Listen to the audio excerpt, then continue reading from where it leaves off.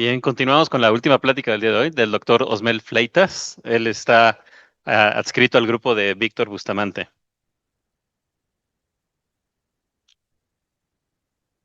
Muchas gracias. Déjame comprobar.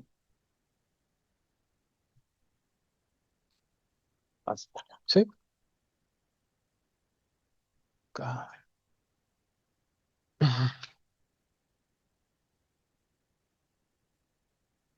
¿Sí? Bueno, buenos días. Primeramente agradecer su presencia y agradecer la oportunidad de poder compartir con ustedes un poco del trabajo que vengo realizando en el instituto, específicamente en el grupo del doctor Víctor Bustamante. Y particularmente hoy les voy a hablar del proteoma del ajolote ambistoma mexicano como fuente de antibióticos peptídicos. Esto es un trabajo que estamos realizando en colaboración con varios colegas del instituto. Entonces, para adentrarnos en el tema, hablemos un poco de la resistencia a los antibióticos. Y cabe la pena preguntarnos, ¿es realmente un problema grave la resistencia a los antibióticos? Bueno, según la Organización Mundial de la Salud, la resistencia a los antibióticos es una de las principales amenazas en este siglo a la salud humana y animal.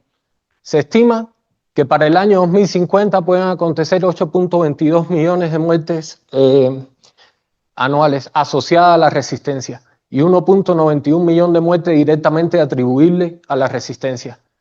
Además, se estima que entre 2025 y 2050 pudieran acontecer 169 millones de muertes asociadas con la resistencia y 39.1 millones de muertes directamente atribuibles a la resistencia. Ahora, este escenario pudiera ser más crítico si tenemos en cuenta el surgimiento y expansión de bacterias pandroresistentes. Aquí estamos hablando de bacterias que son resistentes a todos los antibióticos disponibles en la clínica. Las infecciones por estas bacterias tienden a tener una elevada tasa de mortalidad. En 2020 ya se habían descrito en más de 20 países, incluido México. Y además del impacto directo en cuanto al número de muertes, pues la resistencia también tiene un impacto en procedimientos médicos esenciales, como es la cirugía, trasplante, quimioterapia, compromete estos procedimientos y adicionalmente pues hay un impacto económico. Entonces, dada esta situación, nos podemos preguntar cómo podemos hacer para controlar un poco la resistencia, ¿no? Y aquí es importante tener en cuenta que esto es un fenómeno multifactorial, entonces no hay una respuesta simple. Realmente se necesita un conjunto de acciones. Y entre estas, una de las más importantes pues, es la búsqueda de nuevos compuestos antimicrobianos. Y en este sentido, los péptidos antimicrobianos han sido catalogados como una opción terapéutica prometedora. Estos péptidos pues, lo producen la mayoría de los organismos, tienden a jugar un papel de defensa en los organismos que lo producen. Ahora, estos péptidos tienden a ser catiónicos debido a la presencia de aminoácidos básicos, tienen una alta proporción de aminoácidos hidrofóbicos, la longitud varía, pero por lo general está entre 2 y 50 aminoácidos. Pueden adoptar diversas estructuras secundarias, las cuales tienden a ser anfipáticas, y estas características son importantes para su mecanismo de acción. Disculpen, esto es un poco agua.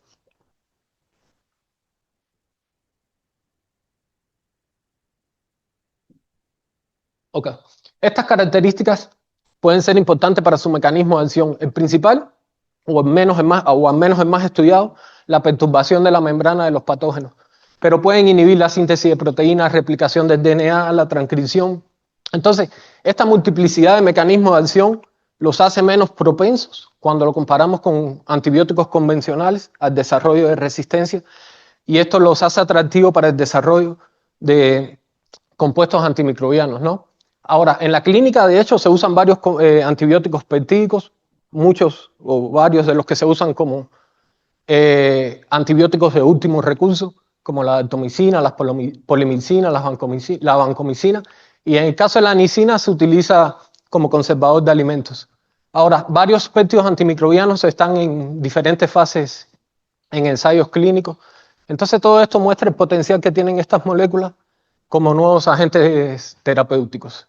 Y dado ese potencial, pues evidentemente existe un interés en lo que es la identificación, el diseño de estas moléculas, Y para esto se ha utilizado diferentes enfoques, y un enfoque que se viene utilizando en los últimos tiempos bastante es la minería de proteoma de diferentes organismos, para encontrar péptidos que están encriptados en las proteínas de dichos organismos. Entonces, básicamente es encontrar péptidos que andan escondidos en las proteínas de los organismos, ¿no? Este enfoque en los últimos años ha estado liderado por el grupo del doctor César de la Fuente de la Universidad de Pensilvania, que ha introducido varias metodologías de minería de proteoma que han permitido identificar péptidos antimicrobianos encriptados que se han mostrado muy efectivos en modelos preclínicos contra bacterias multidrogas resistentes. Ahora, por otra parte, nuestro grupo, el trabajo principalmente está enfocado en la búsqueda de compuestos antimicrobianos producidos por bacterias asociadas a la microbiota de diferentes organismos. Y entre los organismos que trabajamos, pues están los ajolotes.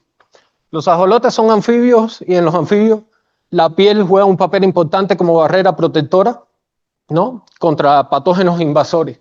Y en parte esa protección viene dada por la microbiota que tiene asociada y los compuestos bioactivos producidos por esa microbiota, pero también por compuestos bioactivos producidos por los anfibios, ¿no? Y entre estos los péptidos antimicrobianos son de los más importantes.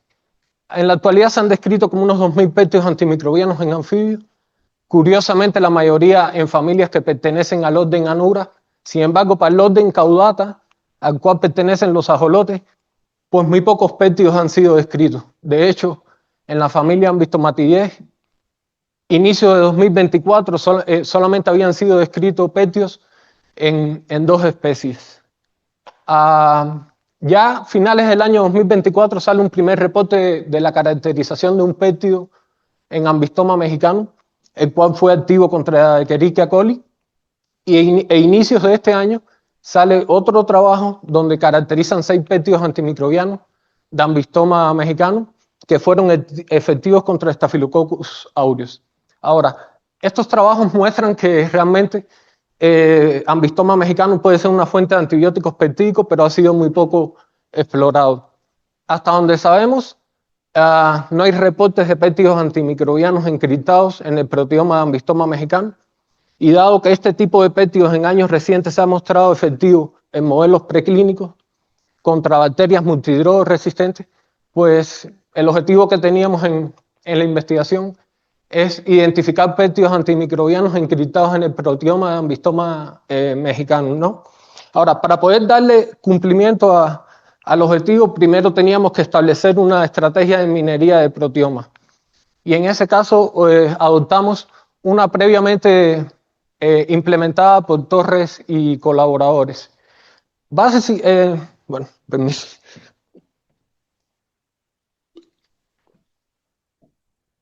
Disculpen.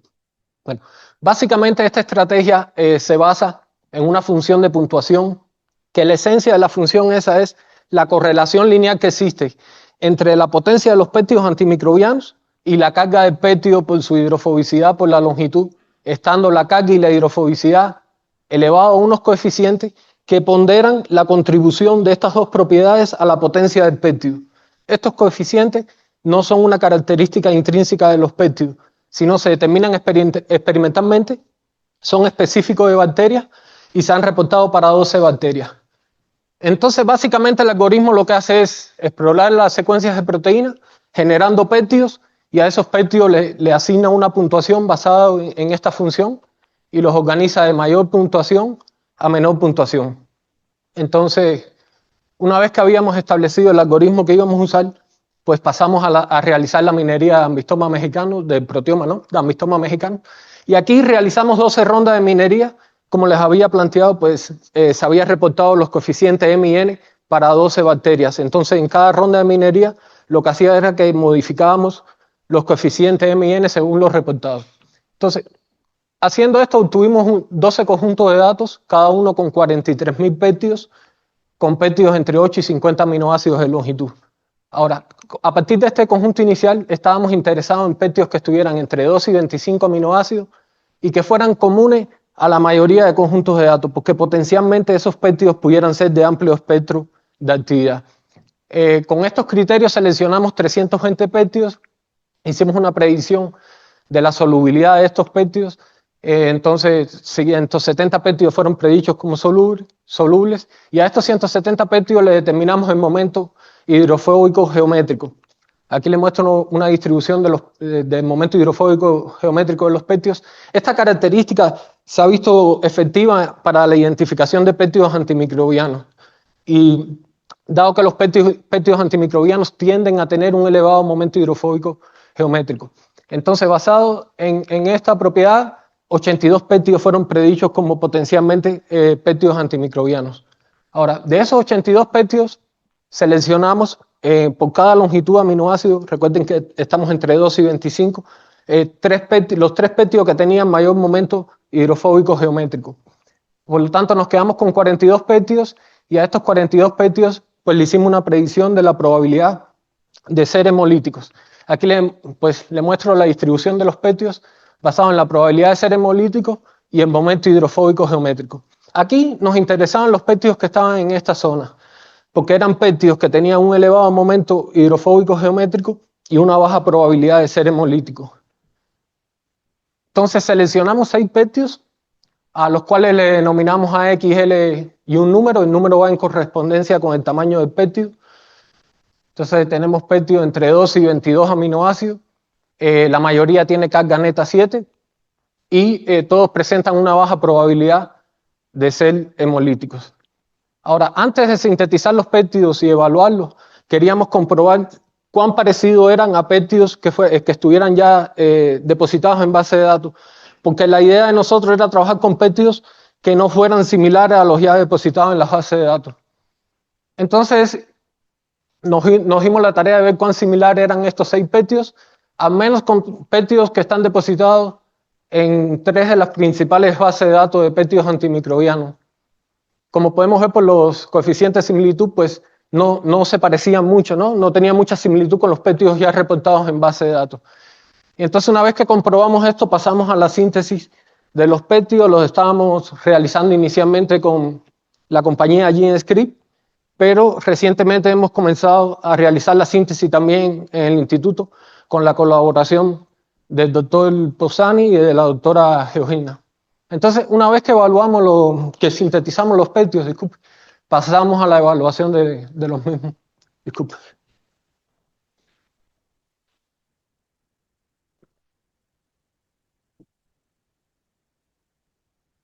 Bueno, pasamos a evaluar los péptidos.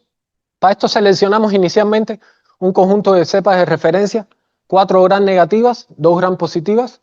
Utilizamos colistina como control positivo en el caso de los ensayos con las gram negativas y utilizamos nicina como control positivo en el caso de los ensayos con las gram positivas. Utilizamos un péptido que tiene secuencia aleatoria como control negativo de actividad.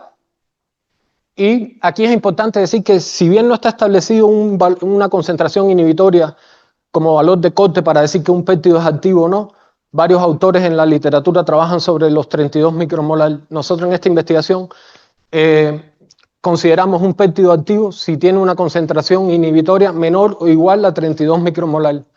Entonces, como podemos ver, la mayoría de los péptidos presentó una actividad de amplio espectro contra las cepas de referencia.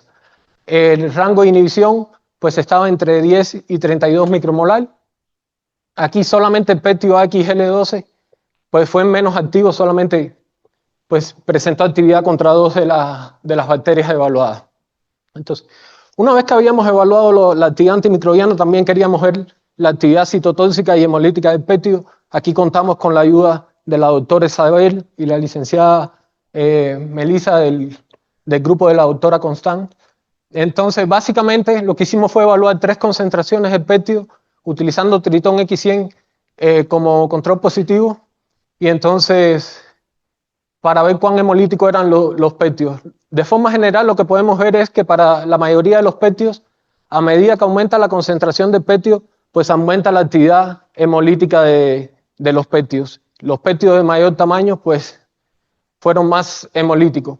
Ahora, es importante decir que las concentraciones estas en las que estamos viendo actividad hemolítica son mayores que las concentraciones en las que vimos actividad antimicrobiana. El péptido XL12 pues no tuvo actividad hemolítica en ninguna de las concentraciones evaluadas, y AXL17 y 18 pues fueron los otros dos menos hemolíticos.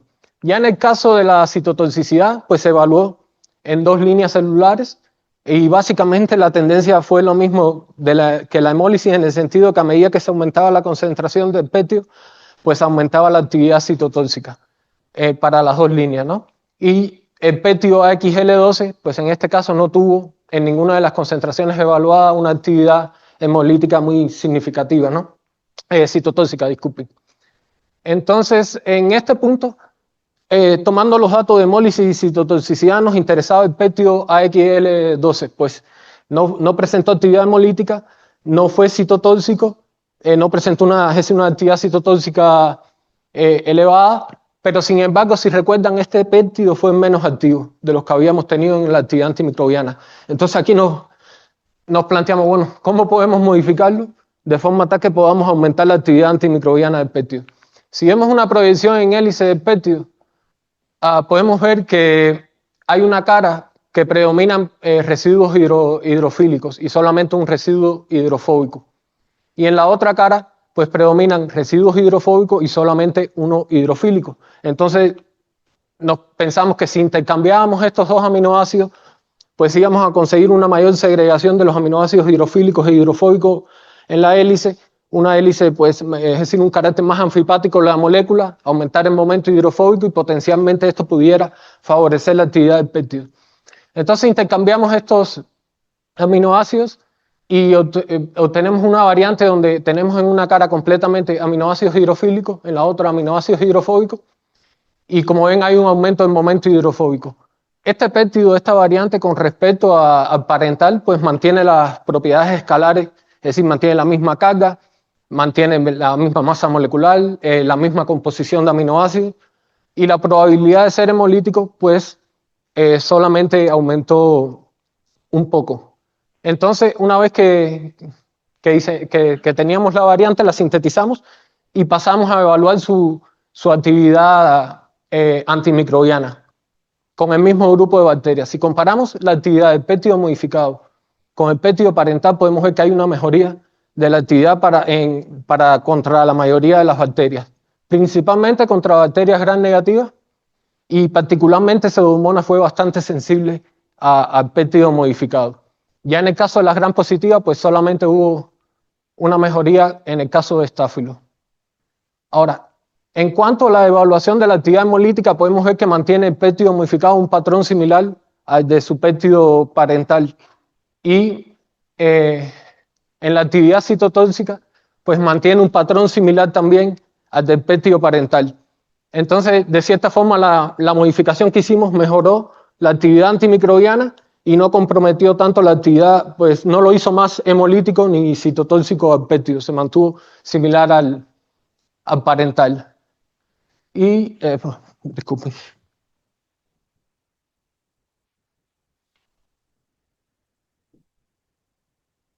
Bueno, aquí ya lo habíamos probado contra bacterias de referencia, pero queríamos saber qué pasaba con bacterias multidrogo resistentes, porque nuestro interés es que el péptido sea activo contra bacterias multidrogo resistentes.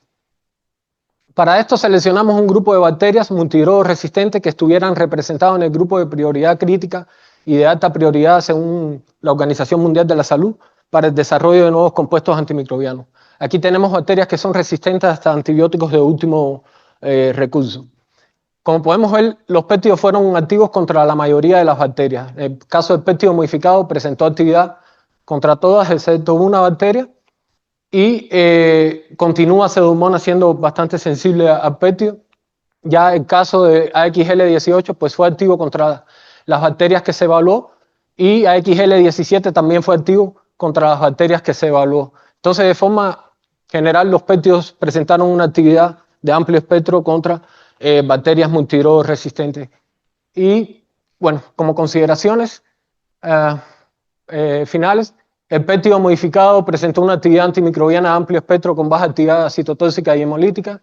El péptido AXL17 presentó una actividad antimicrobiana de amplio espectro con baja actividad hemolítica y el péptido AXL18 presentó una actividad antimicrobiana de amplio espectro con baja actividad hemolítica.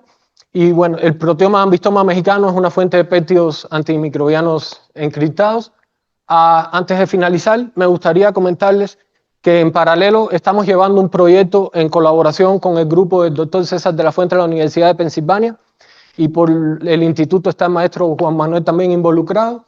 Estamos haciendo minería del proteoma humano para la búsqueda de péptidos antimicrobianos, y estamos combinando aquí la estrategia de minería que usamos en el proyecto Ambistoma con una herramienta de Deep Learning desarrollada por el grupo del doctor César de la Fuente. Pues vamos por el momento, así tenemos potenciales péptidos antimicrobianos encriptados 22.971, de los cuales seleccionamos 50 y se sintetizaron 50 péptidos. Se están evaluando contra bacterias de amplio, es decir, una amplia cantidad de bacterias, incluidas multidrogo-resistentes. De estos 50 péptidos, más de 45 tienen actividad de amplio espectro, y algunos son tan potentes o más potentes que los antibióticos de último recurso. Y nada, esperamos pues en un futuro no muy lejano poder estar compartiendo con ustedes esos resultados. Y para terminar, me gustaría pues agradecer a los colegas que directamente están involucrados en el trabajo por su aporte valioso, a otros colegas del instituto que indirectamente pues han colaborado para la realización del trabajo, a mis colegas de laboratorio y a las agencias financiadoras pues, por el soporte económico para el desarrollo. Bueno, y a ustedes muchas gracias por su atención.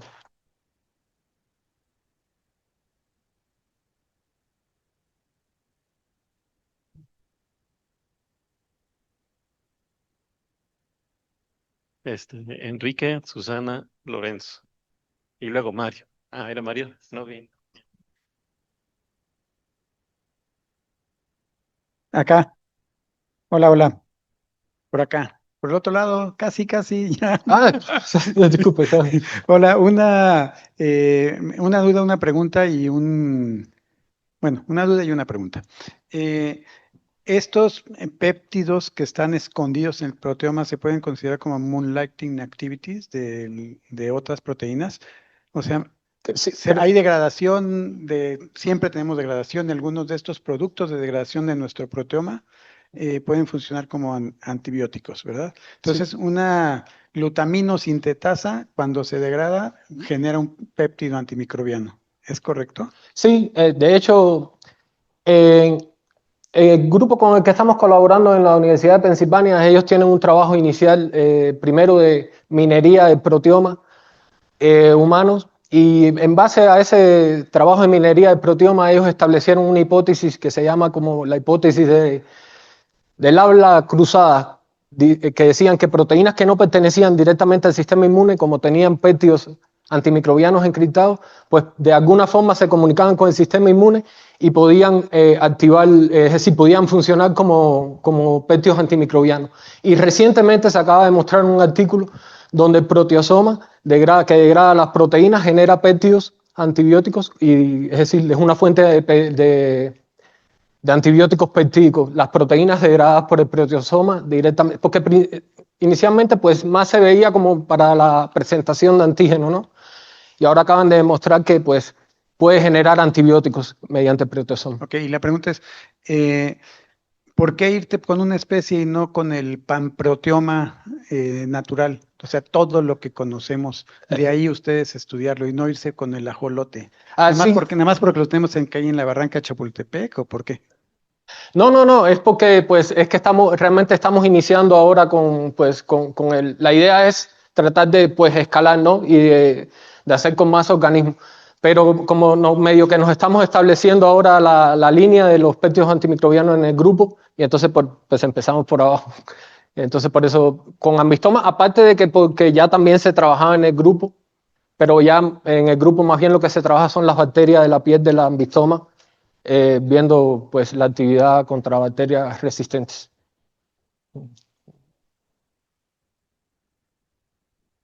Muchas gracias. Mi duda es, ¿cuál es el mecanismo de acción de estos antimicrobianos? O sea, ¿por qué matan a las bacterias? Y también matan a las células, entonces tiene que ser un mecanismo muy común. Entonces, ¿qué tan antimicrobiano es? Bueno, los péptidos antimicrobianos, el principal mecanismo, o al menos el más estudiado, es la perturbación o el daño de las membranas celulares formando poros. Pero pueden actuar de otra forma, como decía, pueden inhibir síntesis de proteína, pueden inhibir DNA.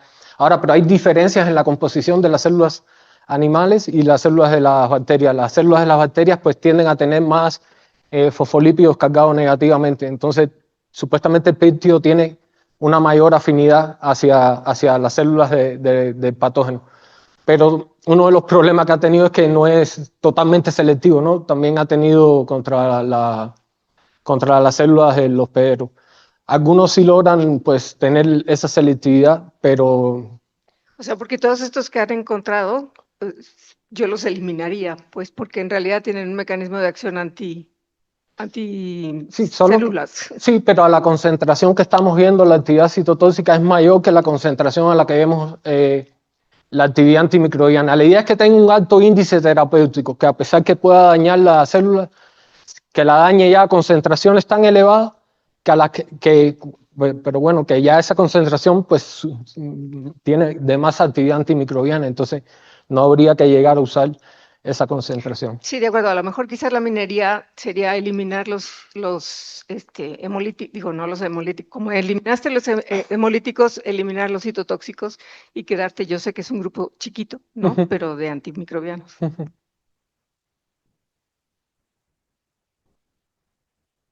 Siguiendo en lo que te decía Enrique hace un momento, entiendo que de la fuente ya hizo el panproteoma, ya agarró todas las bases de datos y buscó péptidos. En ese sentido, ¿no vale la pena meterse directamente in vitro?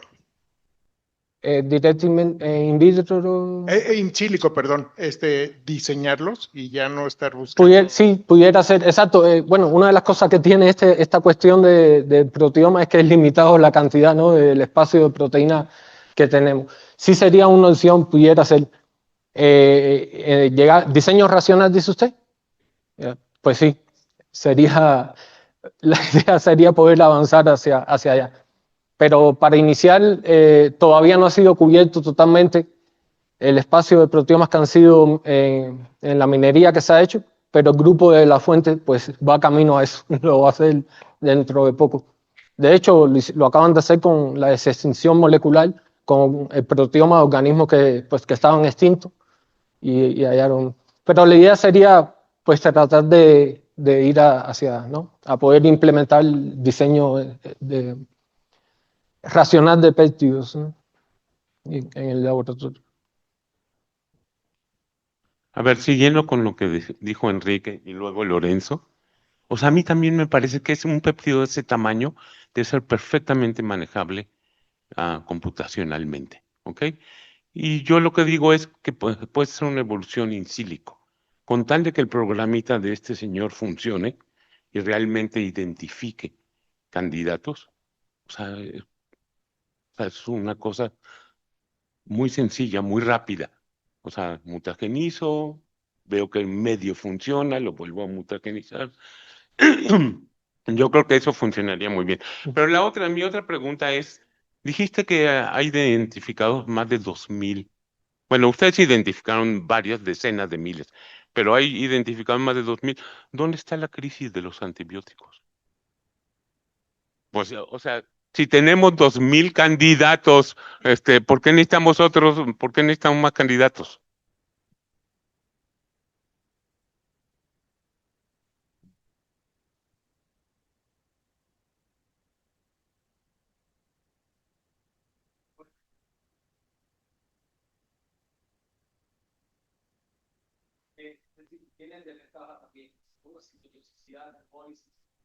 Pierden la actividad también en medios naturales, fisiológicos. Puede acontecer también resistencia a los péptidos. Entonces, no todos consiguen llegar a ser buenos candidatos. A pesar de que in vitro tengan actividad, también después modelos in vivo pues no funcionan también. Entonces, no... Tenemos 2,000, pero potenciales para poder utilizar en la clínica son pocos. No, 2,000 era para anfibios, realmente pues hay más, ¿eh?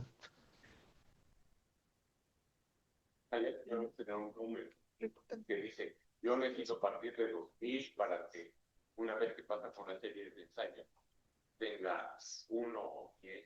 Bueno. ¿De qué cantidad de población inicial tendríamos que partir? Era una pregunta.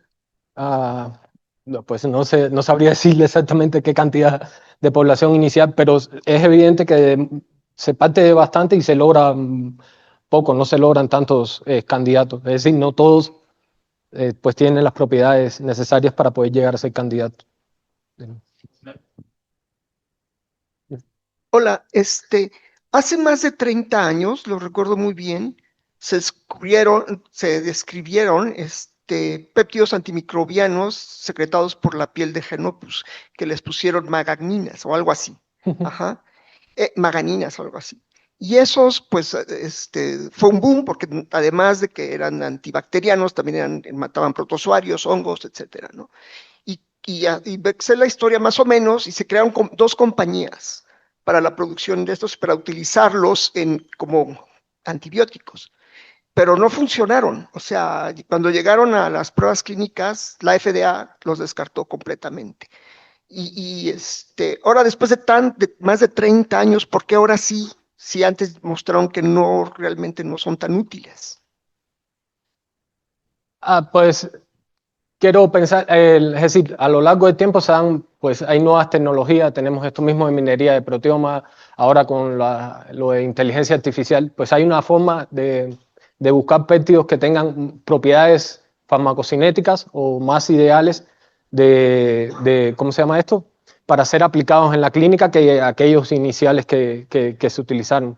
Es decir, a pesar de que tienen todas las desventajas, todavía tienen características que son promisoras para agentes como antibióticos. Pero evidentemente hay que modificarlos y procesarlos de forma tal que lleguen a tener esas características ideales. Probablemente como de forma natural como se obtiene, pues no tengan muchas facilidades como antibiótico ya por los efectos adversos que tiene. Yo creo que pues por el desarrollo de la bioinformática o de todas las metodologías que hay, se logra ahora modificar y crear una molécula que tenga pues que tenga como base el péptido, pero que tenga las modificaciones necesarias para que sea adecuado en el uso clínico. Muy bien. Muchas gracias, Osmel. Gracias a ustedes. Y agradecemos a los presentadores del día de hoy. Y finalmente, por favor, guarden la fecha para la celebración de la revista.